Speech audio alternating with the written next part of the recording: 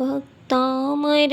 प्रणतमौलिमणिप्रभाना मोध्योतकं दलितपापतमोवितानं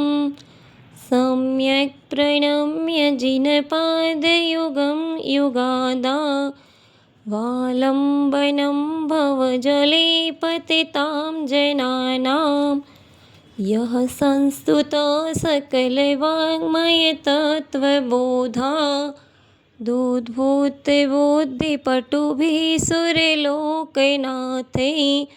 स्तोत्रैः जगत्त्रितयचित्तहरैरुदारे स्तोषैः किलाहमपि तं प्रथमं जिनेन्द्रं बुद्ध्या विनापि विबुधार्चितपादपीठ स्तोतुं समुद्यतमतिर्विगतत्रपोऽहं बालं विहाय जलसंस्थितमिन्दुबिम्ब मन्यः क इच्छति जनः सहसा ग्रहीतुं वक्तुं गुणान् गुणसमुद्रशशाङ्ककान्तान् कस्ते च मासुरगुरुप्रतिमोऽपि बुद्ध्या कल्पान्ते काले पवनोद्यतनक्रचक्रं को वा तरेतुमलमम्बुनिधिं भुजाभ्यां सोऽहं तथापि तव भक्तिवशान्मुनीश कर्तृं स्तवं विगतशक्तिरपि प्रवृत्त प्रीत्यात्मवीर्यमविचार्य मृगो मृगेन्द्रं नाभेति किं निजशिशो परिपालनार्थम् अल्पश्रुतं श्रुतवता परिहास्यधाम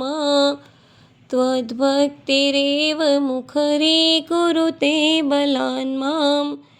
यत्कोकिलः किल मधो मधुरं विरौति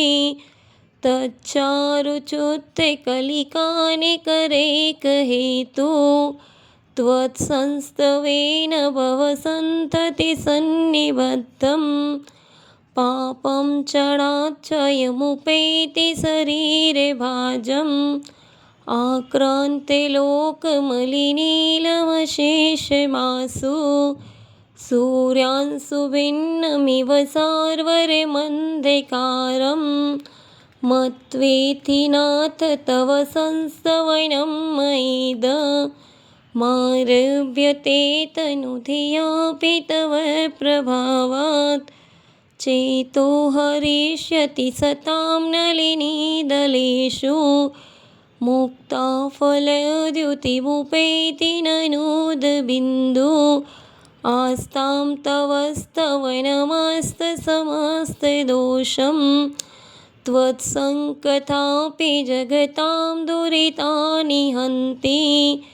दूरे सहस्रकिरणा कुरुते प्रभैव पद्मकरे सुजलजानि विकाशभाजी नात्यद्भुतं भुवनभूषणभूतेनाथ भूतैर्गुणैर्भुवि भवन्तमभिष्टुवन्त तुल्या भवन्ति भवतो ननु तेन किं वा भूत्याश्रितं य इह नात्मसमं करोति।